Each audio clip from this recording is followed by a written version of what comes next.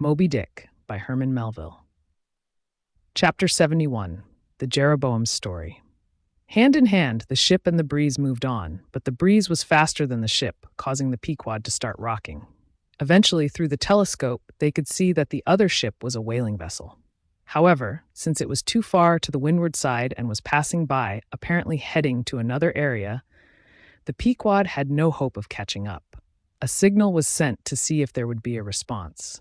It's worth noting that, like military ships, the vessels in the American whaling fleet each have their own private signal. These signals are compiled in a book along with the names of the respective ships which each captain possesses. This allows whaling captains to recognize each other at sea, even from a considerable distance.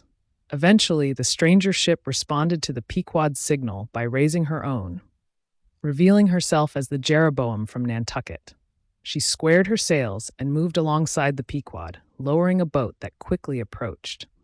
However, as Starbuck ordered the side ladder to be rigged for the visiting captain, the stranger waved his hand from the stern of his boat, indicating that this was unnecessary. It turned out that the Jeroboam had a dangerous illness on board, and Captain Mayhew was worried about infecting the crew of the Pequod. Although he and his crew were healthy, and the ships were separated by a good distance with only open sea and air between them, he still insisted on avoiding direct contact with the Pequod. However, this didn't prevent communication entirely. Keeping a few yards between the boat and the ship, the Jeroboam's crew used their oars to stay parallel to the Pequod, which was moving heavily through the rough seas.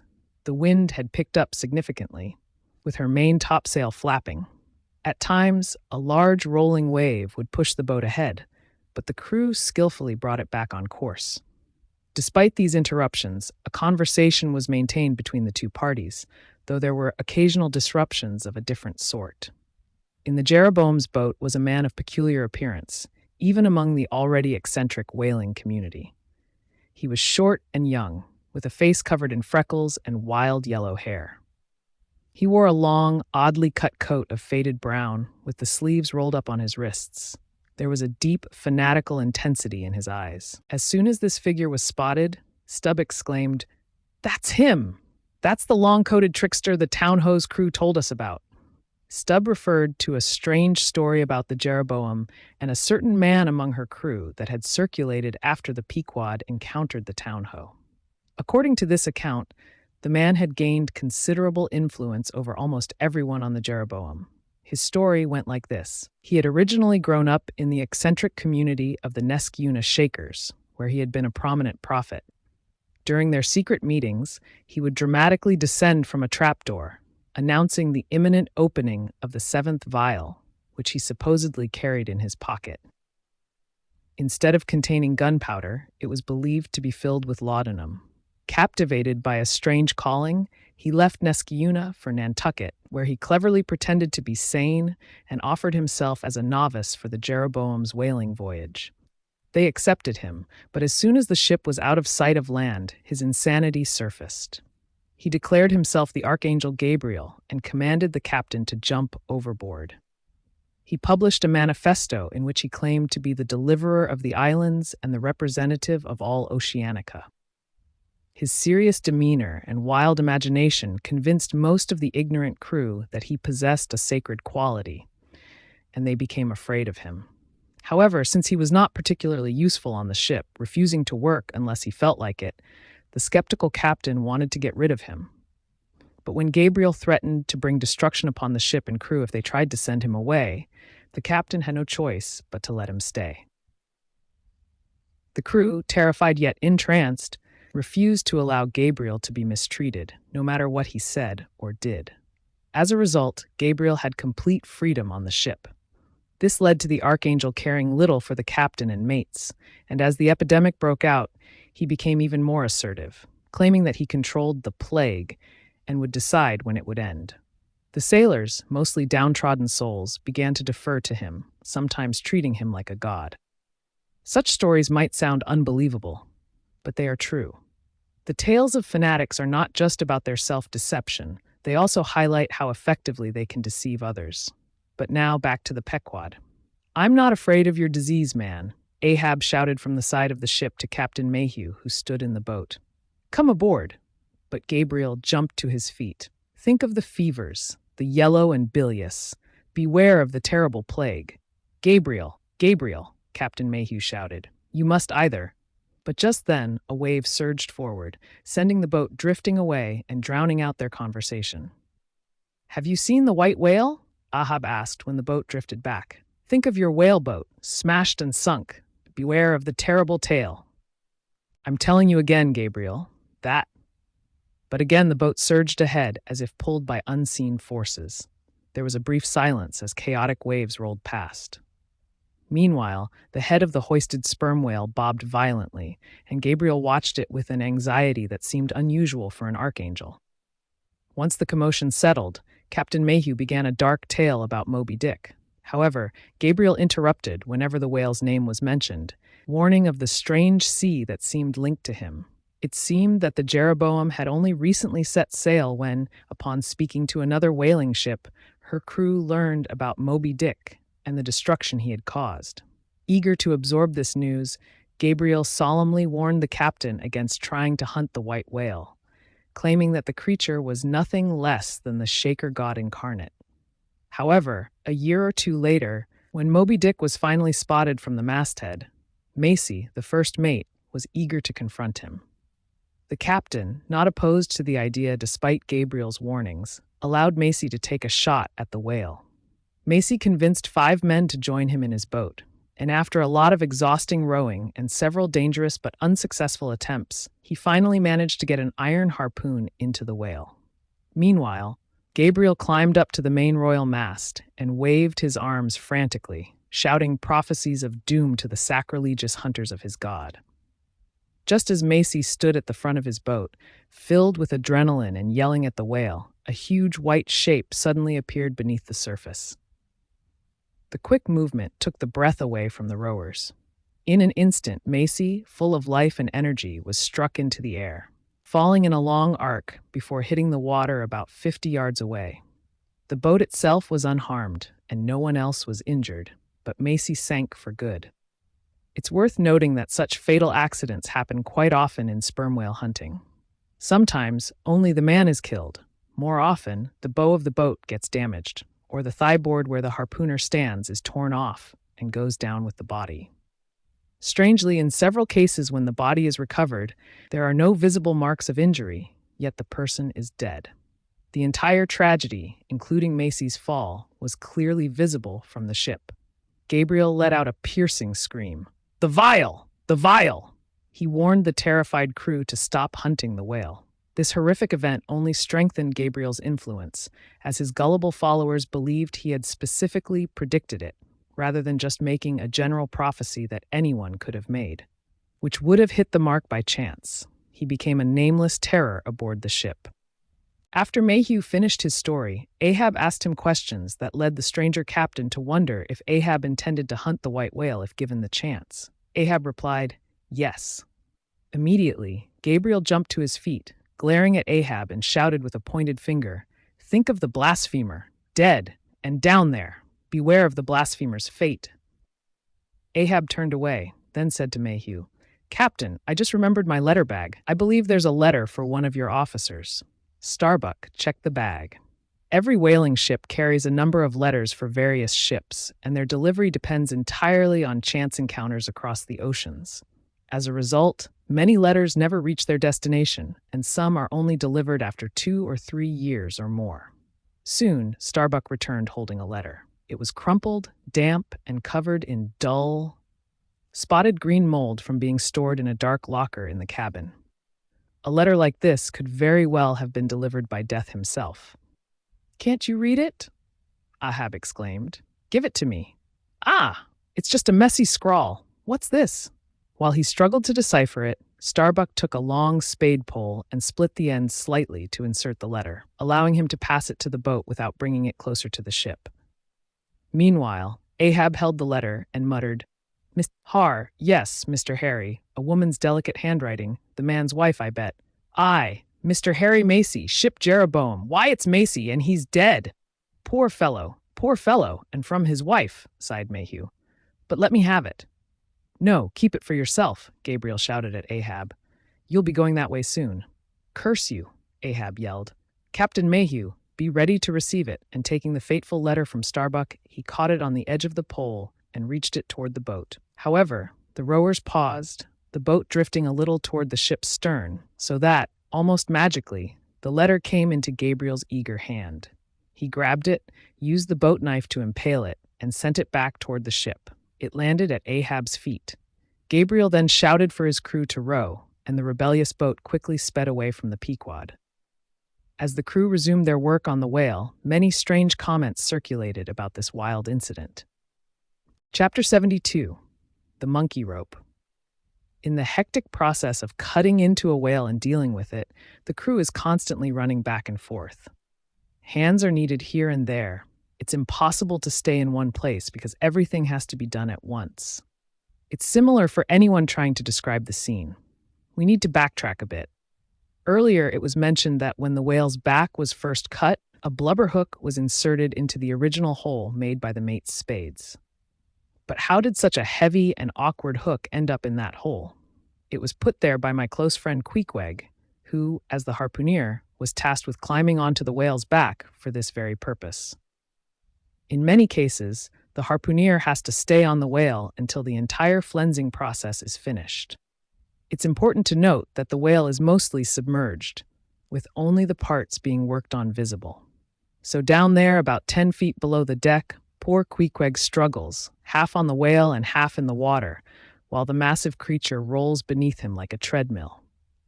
On this occasion, Queequeg was dressed in Highland attire, a shirt and socks, which, at least to me, made him look quite good. No one had a better view of him, as will soon be evident. As his bowsman, or the person who pulled the bow oar in his boat, the second from the front, it was my cheerful duty to assist him while he scrambled around on the dead whale's back. You've probably seen Italian organ grinders holding a dancing monkey on a long leash. That's exactly how I held Queequeg from the ship's steep side with what is technically called a monkey rope, which was attached to a sturdy strip of canvas around his waist.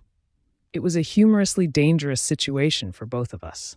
To clarify, the monkey rope was secured at both ends, to Queequeg's broad canvas belt and to my narrow leather one. So, for better or worse, we were essentially tied together. If Queequeg sank, I would go down with him instead of cutting the rope. We were like a long Siamese twin connection, and I couldn't escape the dangerous liabilities of this bond. I felt deeply aware of my situation, watching Queequeg's movements. It seemed that my individuality was now merged into a partnership of two. My free will had taken a serious hit, and someone else's mistake or misfortune could drag me into disaster and death. I realized that this situation mirrored the life of every human. In most cases, people are linked in this way with many others. If your banker goes broke, you lose your money. If your pharmacist mistakenly gives you poison instead of medicine, you could die. Sure, you might think that by being extra cautious, you could avoid these risks. But no matter how carefully I handled Queequeg's monkey rope, sometimes he jerked it so hard that I nearly slid overboard. And I couldn't forget that I was only in control of one end of it. The monkey rope is used on all whaling ships, but it was only on the Pequod that the monkey and its holder were ever tied together. This improvement was introduced by none other than Stubb, to ensure the harpooner had the best possible protection from his monkey rope holder. I've mentioned that I often had to pull poor Queequeg away from between the whale and the ship, where he would occasionally end up due to the constant rolling and swaying of both.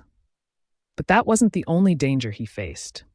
Undeterred by the slaughter that had occurred overnight, sharks were now attracted by the blood beginning to flow from the whale's carcass. The savage creatures swarmed around it like bees around a hive, and right in the middle of those sharks was Queequeg, who often had to push them aside with his flailing feet. It's hard to believe, but when a dead whale is involved, sharks, which normally devour anything, tend to avoid humans. Still, it's wise to keep an eye on them since they were so hungry. In addition to the monkey rope, which I occasionally used to pull Queequeg away from what looked like a particularly fierce shark, he had another layer of protection. Tashtego and Daegu, suspended over the side, kept swinging sharp whale spades over Queequeg's head, trying to kill as many sharks as they could reach. This was a kind gesture, and they genuinely wanted to help Queequeg.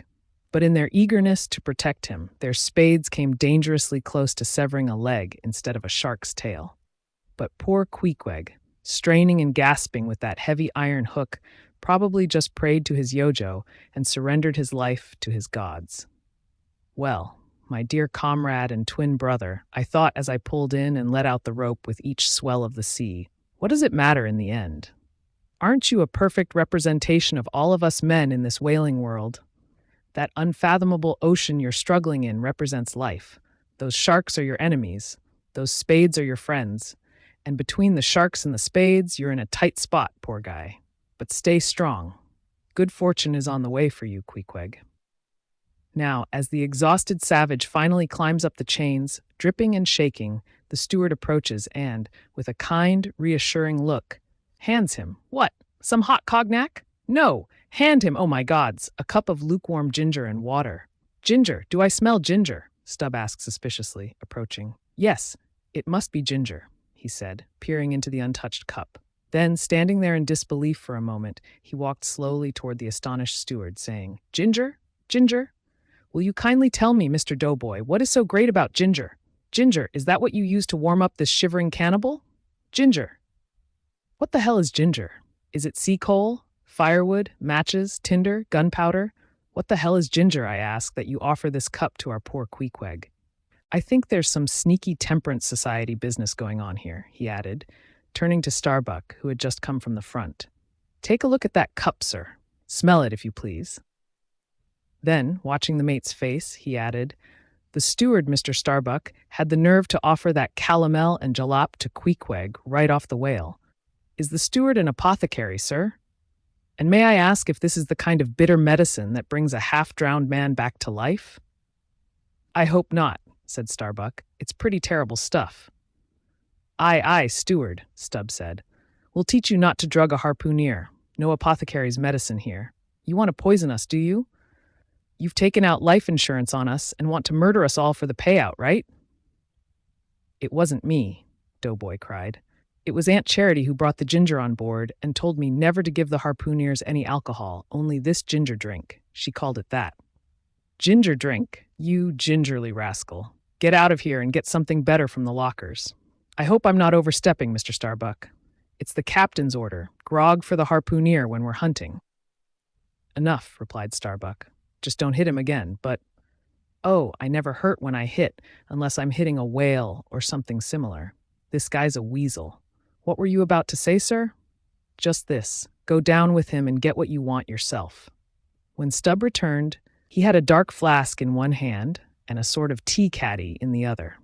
The first contained strong liquor and was handed to Queequeg, while the second was Aunt Charity's gift, which was promptly tossed into the waves. Chapter 73. Stubb and Flask kill a right whale, and then have a talk over him. We need to remember that, while all this is happening, there's a huge sperm whale's head hanging off the side of the Pequod. However, we can't deal with it just yet. We'll have to wait until we have time. Right now, there are more pressing matters to attend to, and all we can do is hope the rigging holds. During the previous night and morning, the Pequod had slowly drifted into waters that showed signs of right whales, a type of whale few believed would be nearby at that moment. Even though the crew usually looked down on hunting these lesser whales, and the Pequod wasn't even supposed to be after them, now that a sperm whale had been brought alongside and beheaded, everyone was surprised to hear the announcement that they would try to capture a right whale that day if the opportunity arose. It didn't take long for that chance to appear. Tall spouts were spotted downwind, and two boats, one from Stubb and one from Flask, were launched to chase after them. The boats moved further away until they were almost out of sight. But suddenly, the crew saw a large disturbance in the water, and soon after, they were informed that one or both boats were hooked to a whale. A moment later, the boats were clearly visible, being pulled toward the ship by the whale. The creature came so close to the hull that it initially seemed like it was aiming for the ship, but then it plunged down into the water, disappearing just a few yards from the ship as if it were diving beneath the keel. "Cut the line," was the cry from the ship, as it seemed like the boats would crash into the side of the vessel. But since they had plenty of line left, and the whale wasn't diving too quickly, they released a lot of rope and pulled with all their might to get ahead of the ship. For a few intense minutes, it was a critical struggle. As they loosened the line in one direction while rowing in the other, the pressure almost pulled them under. All they needed was to gain a few feet, and they kept at it until they managed to do so. Then, a sudden tremor ran along the ship's keel as the line scraped underneath, snapping back into view under the bow, shaking and splattering drops like bits of broken glass on the water.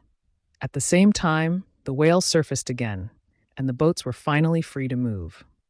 The exhausted whale slowed down, changing direction blindly and going around the stern of the ship, pulling the two boats along with it in a complete circle. Meanwhile, the crew pulled harder on their lines, getting closer to the whale on both sides. Stubb and Flask kept attacking with their harpoons as they circled the Pequod, while the sharks that had been around the sperm whale's body rushed in to drink the fresh blood from each new wound, just as eager as Israelites at a bursting fountain. Finally, the whale's spout thickened, and with a terrifying roll, it flipped over, lifeless. While the two headsmen were busy securing lines to its tail and preparing the body for towing, they started talking. "I wonder what the captain wants with this lump of fat," Stubb said, a bit disgusted at the thought of dealing with such a lowly whale. "What does he want with it?"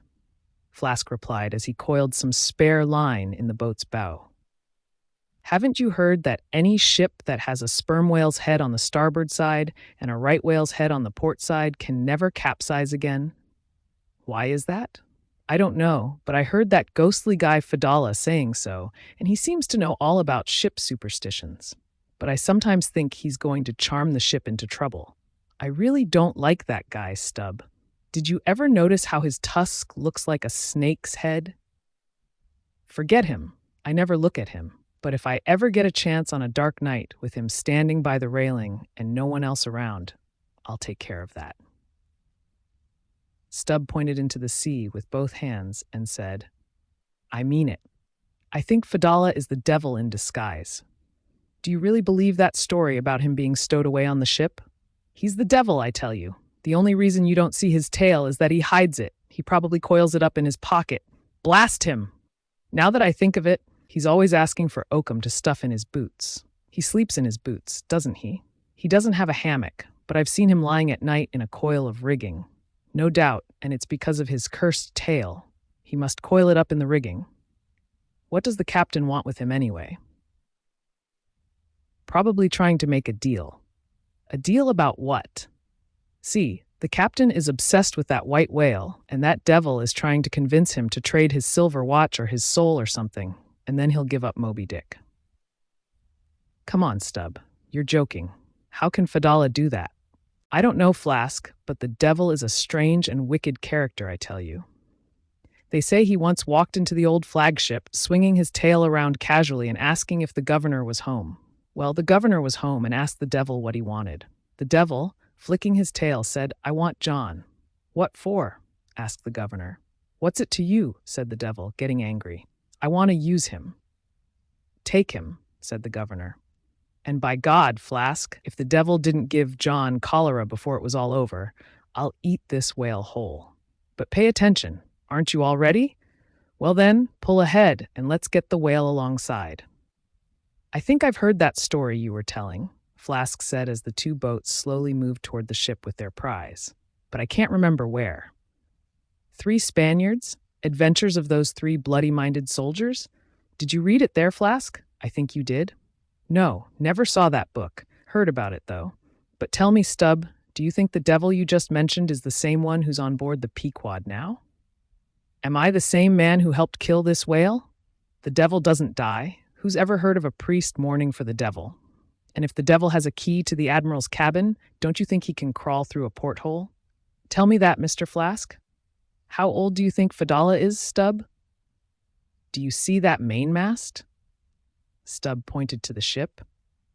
"That's the number 1. Now take all the hoops in the Pequod's hold and line them up with that mast as zeros. You see? That wouldn't even begin to represent Fadala's age. No hoopers in the world could make enough hoops to add up to it.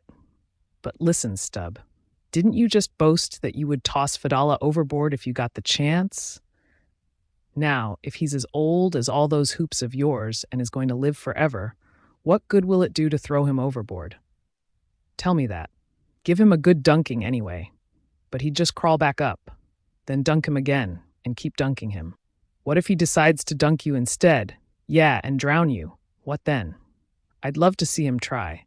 I'd give him such a pair of black eyes he wouldn't dare show his face in the captain's cabin for a long time, let alone down in the hold where he lives, or around the upper decks where he sneaks around so much.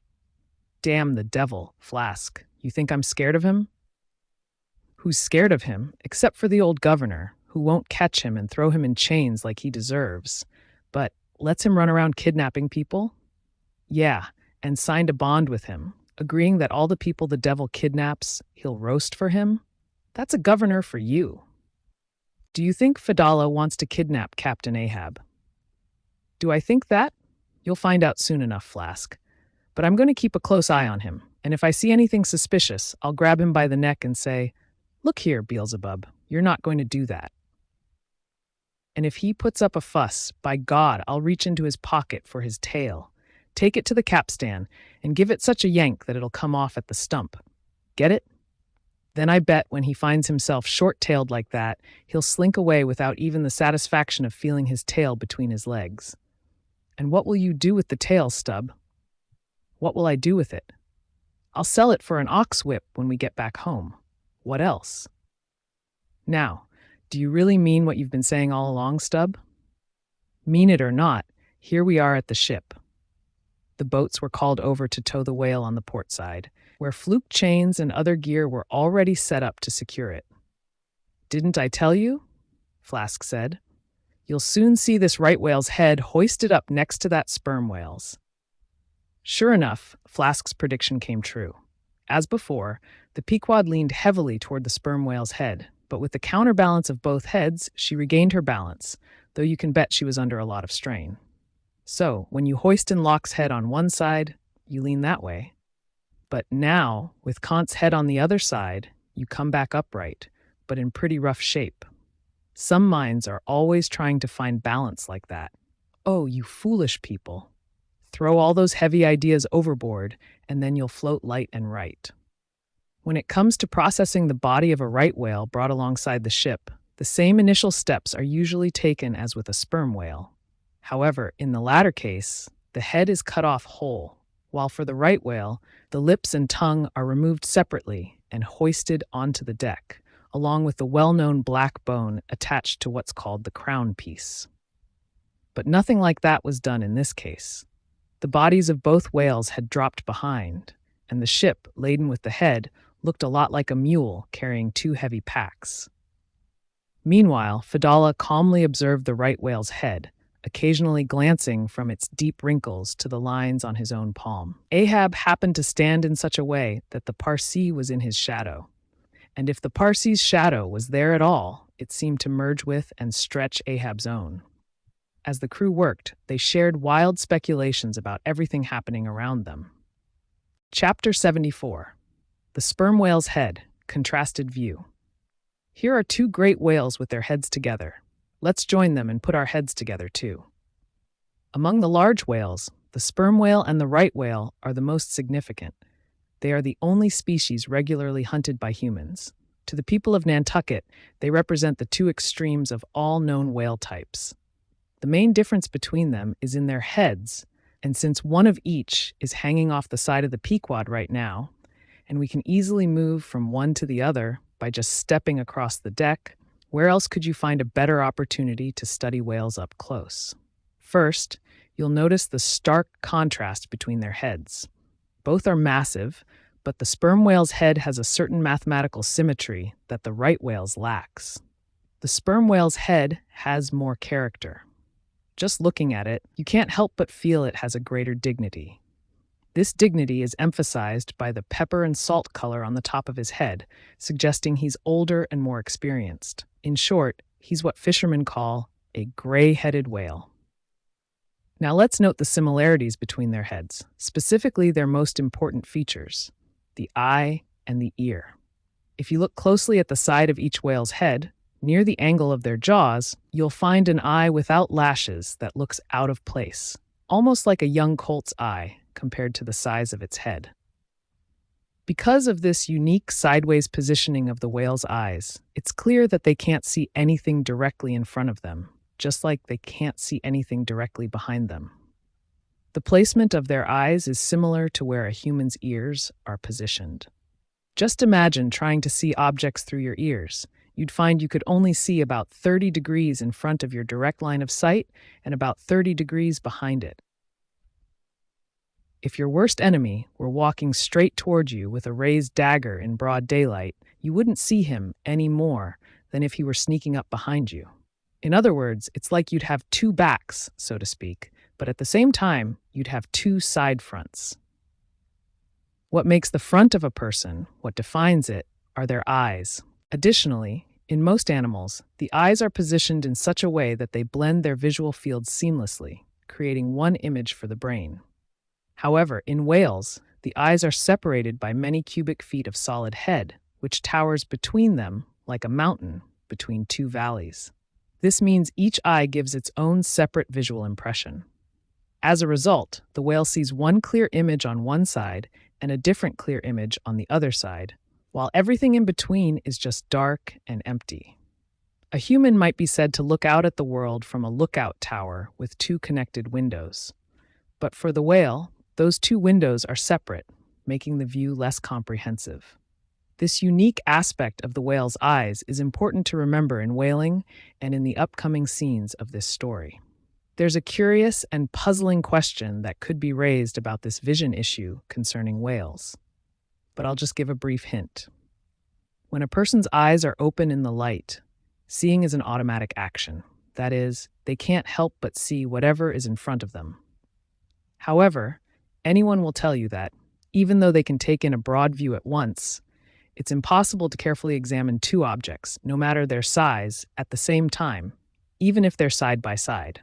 But if you separate those two objects and surround each one with darkness, then to focus on one, you must completely ignore the other. So how does this work for whales? True, both of their eyes must work together, but is their brain so much more capable than a human's that it can focus on two different sights at the same time, one on each side? If they can do this, it's as remarkable as if a human could simultaneously solve two different problems in geometry. And when you think about it, there's no real inconsistency in that comparison. It might just be a passing thought, but I've always felt that the strange movements some whales display when surrounded by 3 or 4 boats, along with their timidity and tendency to get easily frightened, comes from the confusion of their ability to make choices, which is likely influenced by their divided and opposite vision. The whale's ear is just as fascinating as its eye. If you're not familiar with these creatures, you could search both heads for hours and never find the ear. It has no outer structure at all, and the ear hole is so tiny you can hardly fit a quill in it. It's located a bit behind the eye. A key difference between the sperm whale and the right whale is their ears. The sperm whale has an external ear opening, while the right whale's ear is completely covered with a membrane, making it invisible from the outside. Isn't it strange that such a massive creature like the whale sees the world through such a small eye and hears thunder with an ear smaller than a rabbit's? But even if its eyes were as wide as the lens of Herschel's great telescope, and its ears as big as cathedral entrances, would that improve its sight or hearing? Not at all. So why do you try to expand your mind? Instead, refine it. Now, let's use whatever tools and machinery we have to tip the sperm whale's head upside down. Then we can climb up a ladder to the top and take a look down its mouth. If the body weren't completely separated from it, we could lower ourselves into the vast Kentucky mammoth cave of its stomach with a lantern. But for now, let's hold on to this tooth and see where we are. What a truly beautiful and pristine mouth. The floor and ceiling are lined, or rather covered, with a shiny white membrane that glistens like bridal satin. But now look at this enormous lower jaw, which resembles the long, narrow lid of a giant snuff box, with the hinge at one end instead of on the side. If you lift it up to reveal its rows of teeth, it looks like a terrifying portcullis. And unfortunately, it becomes just that for many unfortunate souls in the fishery who are impaled by these spikes. It's even more frightening to see a gloomy whale floating deep in the sea, with its massive jaw, about 15 feet long, hanging straight down at a right angle to its body, just like a ship's jib boom. This whale isn't dead. It's simply downcast, perhaps feeling unwell or depressed, and its jaw hinges have relaxed, leaving it in an awkward position, making it a laughingstock among its kind. In most cases, this lower jaw can be easily unhinged by a skilled worker, removed, and brought aboard to extract the ivory teeth and gather the tough white whalebone used to make all sorts of items like canes, umbrella handles, and riding whips. With a long, laborious effort, the jaw is dragged on board as if it were an anchor. After a few days of other work, Queequeg, Dagu, and Tashtego, all skilled dentists, are assigned to extract the teeth. Using a sharp cutting tool, Queequeg makes incisions in the gums, then the jaw is secured to ring bolts, and a rigging is set up from above to pull out the teeth, just like Michigan oxen pull out stumps of old oaks from wild woods. There are usually about 42 teeth in total. In older whales, they're worn down but not decayed, and not filled like human teeth. The jaw is then sawed into slabs and stacked away like beams for building houses. Chapter 75. The Right Whale's Head Contrasted View. As we cross the deck, let's take a good long look at the right whale's head. If we compare the overall shape of the noble sperm whale's head to a Roman war chariot, especially at the front, which is so broadly rounded, the right whale's head looks more like a giant clunky shoe. 200 years ago, an old Dutch traveler even likened its shape to a shoemaker's last. You could comfortably fit that old woman from the nursery tale, along with all her kids, inside this shoe. But as you get closer to this massive head, it takes on different appearances depending on your viewpoint. If you stand at the top and look at its two F-shaped spouts, you might think the whole head resembles an enormous bass violin, with those spouts as the holes in its soundboard. On the other hand, if you focus on the strange, crest-like growth on top of the head, this green, barnacle-covered thing that the Greenlanders call the crown and southern fishermen call the bonnet, you could mistake the head for the trunk of a giant oak tree, with a bird's nest in its branches. When you see those live crabs that live on this bonnet, that idea will likely come to mind. Unless, of course, you've been influenced by the term crown, in which case you might think of this huge creature as a king of the sea, wearing a crown that has formed in this remarkable way. But if this whale is a king, it certainly looks like a grumpy one. Just look at that hanging lower lip. What a huge sulk and pout. It's about 20 feet long and 5 feet deep. Quite a sulk and pout that could yield you over 500 gallons of oil. It's unfortunate that this whale has a cleft lip. The gap is about a foot wide. Perhaps during a critical moment, while the mother was sailing down the Peruvian coast, an earthquake caused the beach to split open. Over this lip, like a slippery threshold, we now slide into the mouth. Honestly, if I were in Mackinac, I might think this was the inside of an Indian wigwam. Good Lord. Is this the way Jonah went? The roof is about 12 feet high and slants sharply, as if there's a ridgepole there. The ribbed, arched, hairy sides display those remarkable half-vertical, scimitar-shaped whalebone plates, about 300 on each side, that hang down from the upper part of the head, forming the Venetian blinds I mentioned earlier. The edges of these bones are fringed with hairy fibers, which the right whale uses to filter water and catch small fish when it feeds by gulping down water in the seas. In the central plates, there are curious marks, curves, hollows, and ridges that some whalers use to estimate the whale's age, much like counting the rings of an oak tree. While the accuracy of this method isn't proven, it seems probable. If we accept it, we must acknowledge that the right whale is older than it initially appears. In earlier times, people had some strange ideas about these plates.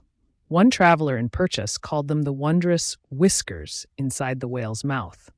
Another referred to them as hog's bristles, and an old gentleman in Hakluyt used the elegant term, there are about 250 fins growing on each side of his upper jaw, arching over his tongue on either side of his mouth. This reminds us that the right whale does have a sort of whisker. or more accurately, a mustache, consisting of a few scattered white hairs on the upper part of the outer end of its lower jaw. Sometimes these tufts give its otherwise solemn face a bit of a brigandish look. As everyone knows, these hogs, bristles, fins, whiskers, or blinds, whatever you call them, are used by women for busks and other stiffening devices. However, the demand for them has declined over time. During Queen Anne's era, the bone was in high fashion, as farthingales were all the rage. Those old ladies would move about cheerfully, even though they were, in a way, living under the whale's jaws. Just as we today, thoughtlessly, take shelter under umbrellas made from the same bone. But now, forget about blinds and whiskers for a moment, and while standing in the right whale's mouth, take a fresh look around. Seeing all these columns of bone arranged so neatly, wouldn't you think you were inside a grand organ, gazing at its thousands of pipes? For a carpet, we have the softest Turkish rug, the tongue, which is practically glued to the floor of the mouth. It's very thick and tender and tends to tear when lifted on deck. Looking at this particular tongue, I'd guess it could yield about 6 barrels of oil.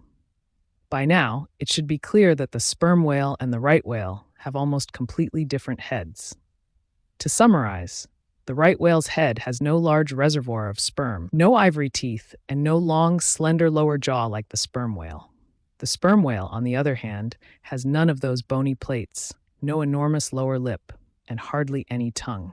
Additionally, the right whale has 2 external spout holes, while the sperm whale has only 1. Take a final look at these majestic heads while they still lie together, for one will soon sink into the sea without a trace, and the other won't be far behind. Can you see the expression on the sperm whale's face?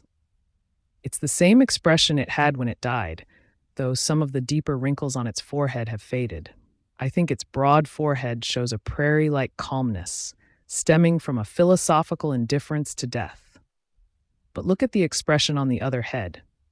That enormous lower lip, accidentally pressed against the side of the ship, seems to cling tightly to the jaw. Doesn't this whole head convey a strong resolve in the face of death? I see the right whale as a stoic, while the sperm whale seems more like a Platonist who might have studied Spinoza in his later years. Chapter 76. The Battering-Ram.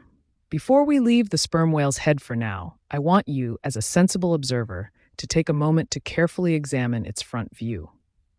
I want you to investigate it to get a clear and realistic understanding of the incredible power that resides there.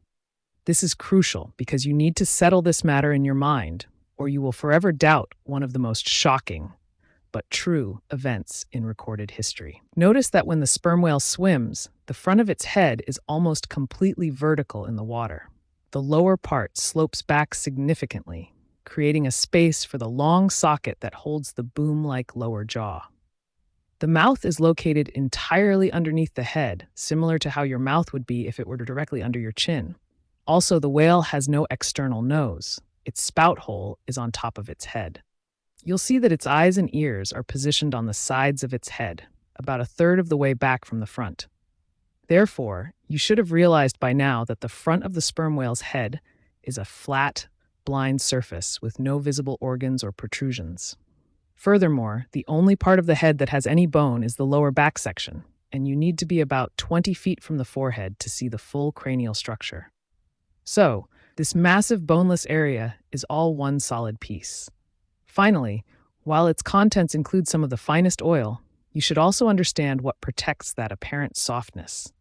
Earlier, I mentioned how the blubber encases the whale's body like the peel of an orange. The same goes for its head. However, this covering, though not as thick, has a toughness that's hard to measure unless you've handled it yourself. The sharpest harpoon or lance thrown by a strong person would simply bounce off it. It's as if the sperm whale's forehead were made of horse hooves. I doubt there's any sensation in it. Also, consider this. When 2 large ships are coming together in a dock, what do the sailors do? They don't place a hard object like iron or wood between them.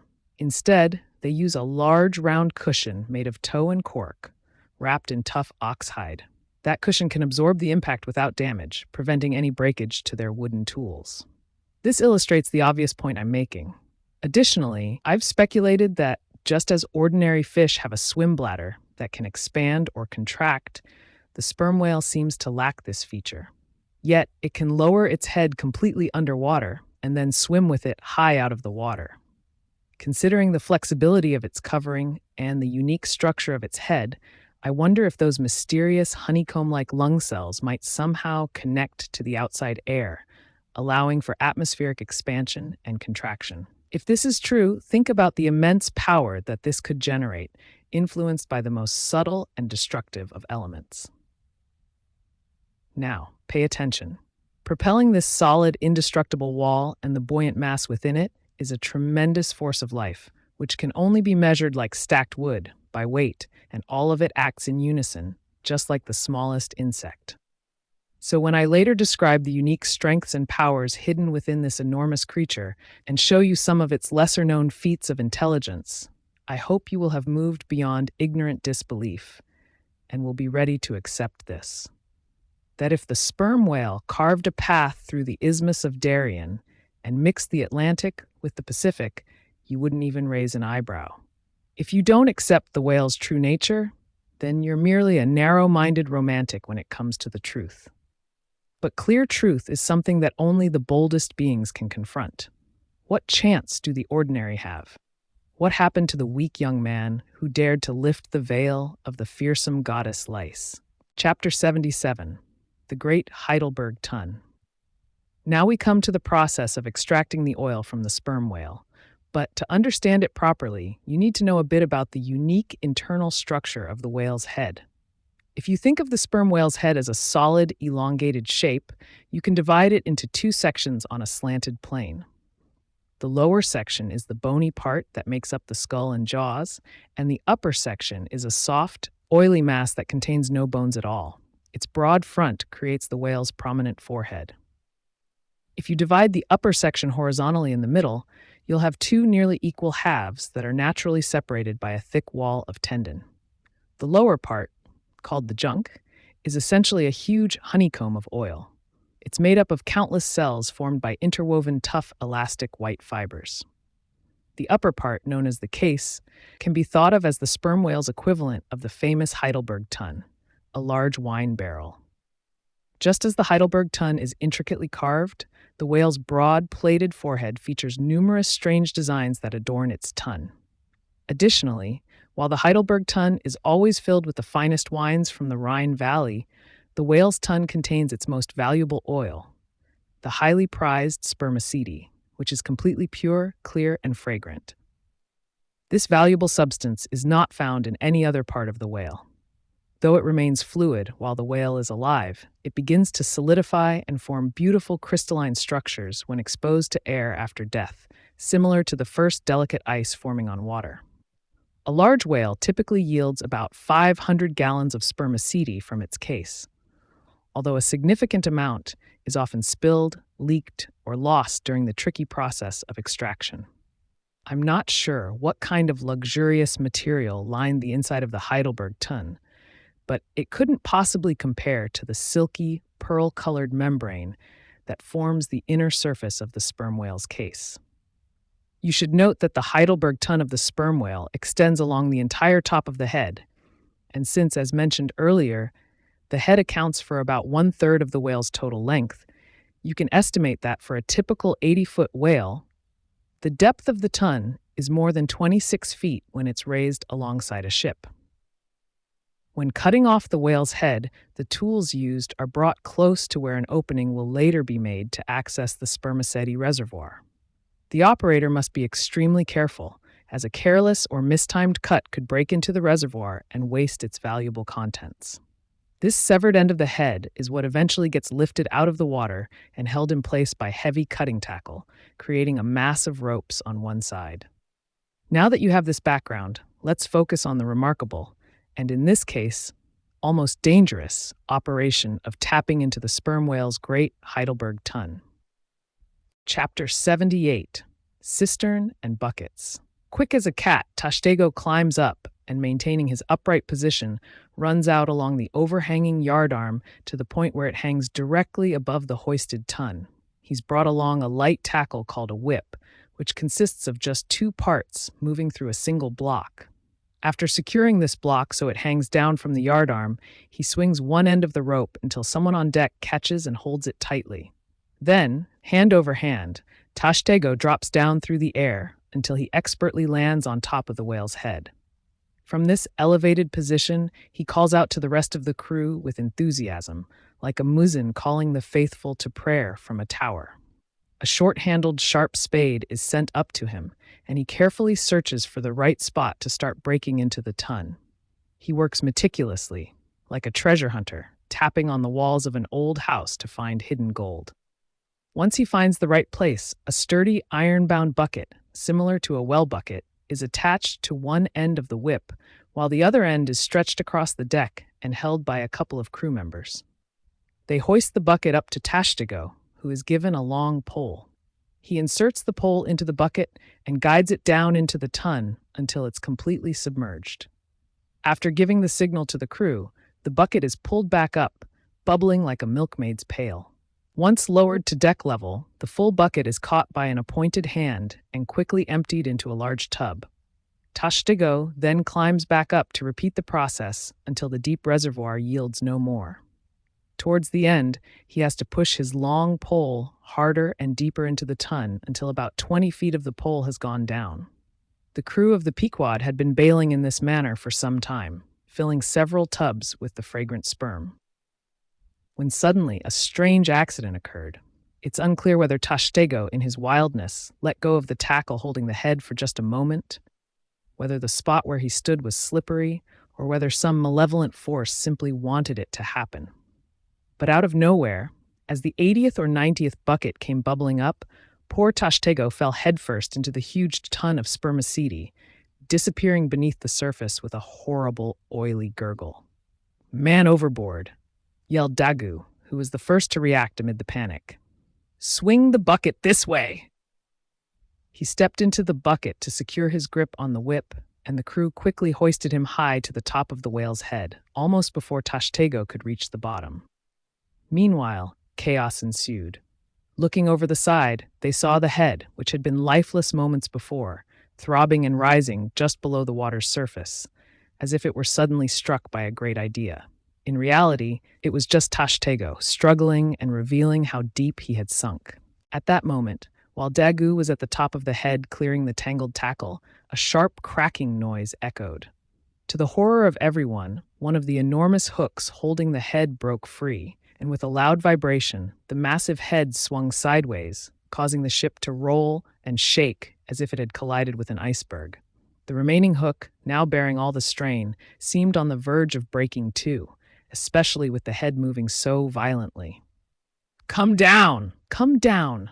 the sailors shouted to Dagu, but with one hand gripping the heavy tackle to stay suspended, he cleared the tangled line and pushed the bucket down into the now collapsed well, hoping the trapped Tashtego could grab it and be pulled out. "For heaven's sake, man," cried Stubb. "Are you trying to shove a cannonball down there? That won't help him. Pushing that heavy bucket on top of his head? Stop it! Get away from the tackle!" shouted another voice like a firework going off. Almost instantly, with a thunderous crash, the massive head plunged into the sea, like a rock from Niagara Falls, dropping into the whirlpool. The suddenly freed ship rolled away, revealing its gleaming copper, and everyone held their breath as Dagu swung above the water, shrouded in spray, while poor Tashtego sank to the ocean floor. But just as the mist cleared, a naked figure with a sword in hand appeared briefly over the railing. The next moment, a loud splash confirmed that my brave friend Queequeg had dived in to save him. A rush of crew members ran to the side, their eyes tracking every ripple, counting the moments that passed without any sign of either Tashtego or Queequeg. Some crew jumped into a nearby boat and pushed off from the ship. "Ha!" Dagu suddenly called from his now steady perch above. Looking further out, they saw an arm thrusting up from the blue waves, an unusual sight, like an arm reaching out from grass over a grave. "It's both! It's both!" Dagu shouted joyfully, and soon after, Queequeg was seen striking out with one hand while clutching Tashtego's long hair with the other. They were pulled into the waiting boat and quickly brought back on deck, but it took a while for Tashtego to regain consciousness, and Queequeg didn't look too lively either. Now, how did this incredible rescue happen? While diving after the slowly sinking head, Queequeg had used his sharp sword to make some side cuts near the bottom, creating a large hole. After dropping his sword, he reached far inside and pulled Tashtego out by the head. He claimed that when he first reached in, he found a leg, but knowing that was not right and could cause trouble, he pushed it back. With a quick move, he flipped Tashtego around so that the next time he pulled, he came out the proper way, head first. As for the massive head itself, it was doing as well as could be expected. Thanks to Queequeg's bravery and quick thinking, Tashtego was rescued despite the difficult and seemingly hopeless situation, which serves as a valuable lesson. Midwifery should be taught alongside skills like fencing, boxing, riding, and rowing. I know some landlubbers will find this odd adventure hard to believe, even if they've seen or heard of someone falling into a cistern on land, an accident that happens more often than you'd think, and with even less reason than what happened to Tashtego, given the slippery edge of the sperm whale's well. But it might be argued, how can this be? We thought the sperm whale's tissued, filled head was the lightest, most buoyant part of it, yet you say it sank in an element denser than itself. We have you there. Not at all, because when Tash fell in, the tun had been nearly emptied of its lighter contents, leaving mostly the dense, tough walls of the well, a solid substance that is much heavier than seawater and sinks like lead. However, in this case, the other parts of the head were still attached, which slowed its descent, giving Queequeg a fair chance to perform his quick rescue. Yes, it was a running delivery, indeed.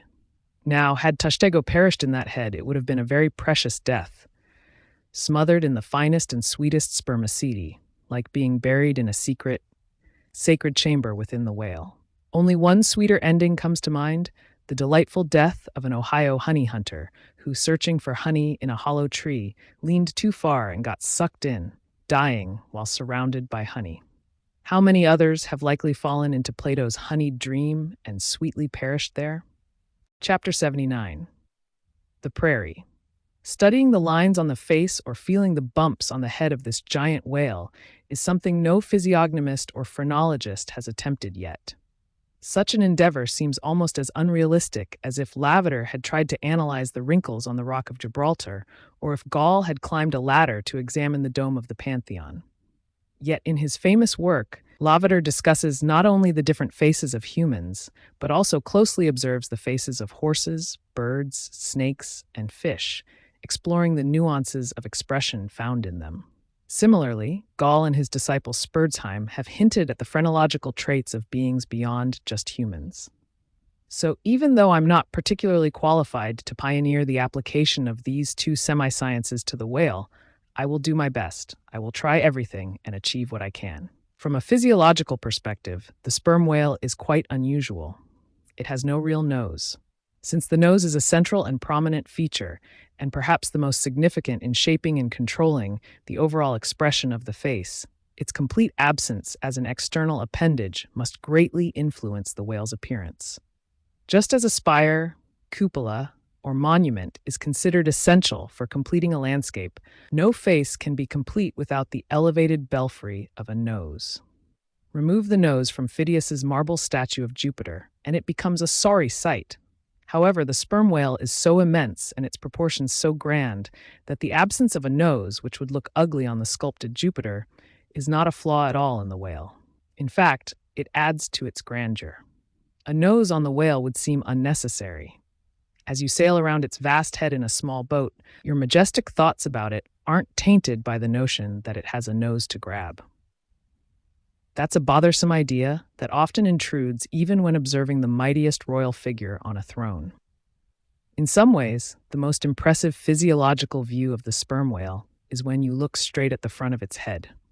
This view is sublime. A fine human forehead can resemble the east at dawn, troubled by morning light. In a peaceful pasture, the curled brow of a bull has a grand quality. The elephant's brow is majestic as it pushes heavy cannons through mountain paths. Whether human or animal, the mystical brow is like the grand golden seal attached by German emperors to their decrees, signifying God, done this day by my hand. Yet for most creatures, including humans, the brow is often just a narrow strip of land lying along the snow line. Few foreheads rise as high and fall as low as those of Shakespeare or Melanchthon, where the eyes appear like clear, timeless mountain lakes. The wrinkles in their foreheads seem to track the thoughts descending to drink, much like Highland hunters following deer tracks in the snow. In contrast, the sperm whale's brow possesses such immense godlike dignity that when you gaze at it from the front, you sense the divine and the awe-inspiring more than when observing any other living creature. You don't see any specific features, no nose, eyes, ears, or mouth. It has no face. Instead, there's only one broad expanse of forehead, lined with mysterious folds, ominously foreboding for boats, ships, and men. This impressive brow doesn't diminish in profile, although from this angle, its grandeur isn't as overpowering. You can see the horizontal crescent-shaped depression in the middle of the forehead, which, in humans, indicates genius, according to Lavater. But wait, genius in the sperm whale? Has the sperm whale ever written a book or delivered a speech? No. Its great genius is shown in its utter lack of specific actions to prove it. It's also evident in its profound silence. This reminds me that had the sperm whale been known to the ancient Eastern world, they would have deified it with their childlike magical beliefs. They revered the Nile crocodile because it has no tongue, and the sperm whale either has no tongue or one so small that it cannot be extended.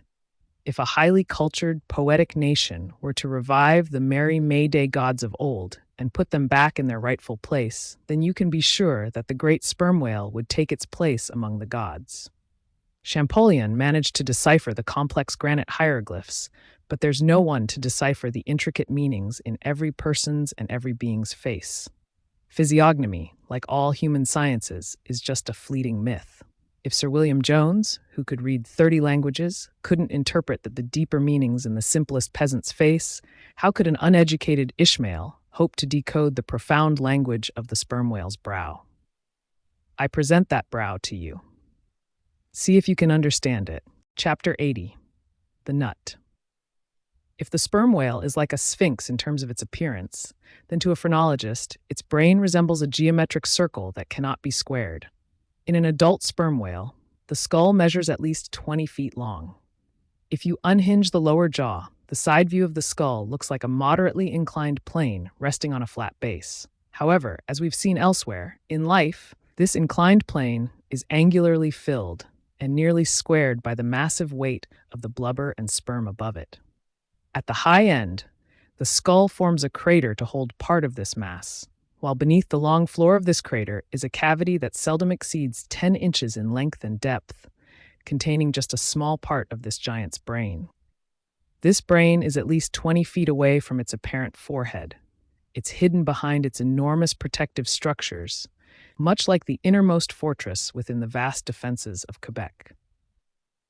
So secretive is this brain that I've encountered some whalemen who insist that the sperm whale has no real brain other than the large mass of sperm it carries. Its brain lies in strange folds and convolutions, and to some, it seems more fitting to think of this mystical part as the source of its intelligence. It's clear, then, that phrenologically speaking, the head of this leviathan, when it is intact and alive, is an entire illusion.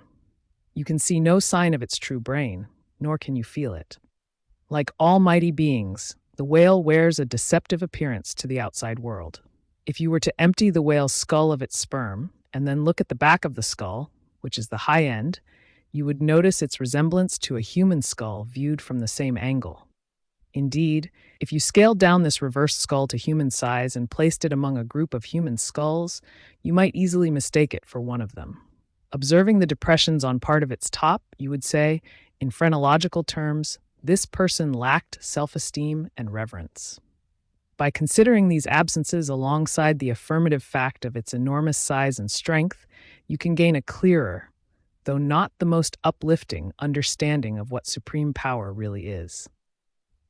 If you find the sperm whale's brain too small to be accurately measured, here's another thought. If you look closely at the spine of almost any four-legged animal, you'll notice that its vertebrae resemble a necklace of tiny skulls, all resembling the main skull. The Germans have a theory that vertebrae are undeveloped skulls, but the strange external similarity is something the Germans weren't the first to notice. A foreign friend once pointed it out to me in the skeleton of an enemy he had killed, which he was using to decorate the beaked prow of his canoe. I believe that phrenologists have overlooked something important by not extending their research from the cerebellum down the spinal canal. I think a lot of a person's character is reflected in their spine. I would rather feel your spine than your skull, no matter who you are. A weak spine has never supported a strong and noble soul. I take pride in my spine, like the sturdy, bold staff of the flag I wave halfway out to the world. Now let's apply this spinal theory to the sperm whale. Its cranial cavity connects with the first neck vertebra, and in that vertebra, the bottom of the spinal canal measures 10 inches across, 8 inches high, and has a triangular shape with the base at the bottom. As it passes through the remaining vertebrae, the canal tapers in size, but for a considerable distance, it remains spacious. Naturally, this canal is filled with a strange, fibrous substance, the spinal cord, which is similar to the brain and connects directly with it. What's more, for many feet after leaving the brain cavity, the spinal cord maintains a thickness almost equal to that of the brain. Given these conditions, would it be unreasonable to examine and map the whale's spine phrenologically? Viewed this way, the surprisingly small size of its brain is more than compensated for by the impressive size of its spinal cord. But aside from this suggestion for phrenologists, let's consider the whale's hump for a moment. This prominent hump, if I'm not mistaken, rises over one of the larger vertebrae and is in some way its outer convex shape. Based on its position, I would describe this high hump as the organ of strength or indomitability in the sperm whale. And you'll have plenty of reasons to understand that this great creature is indeed indomitable.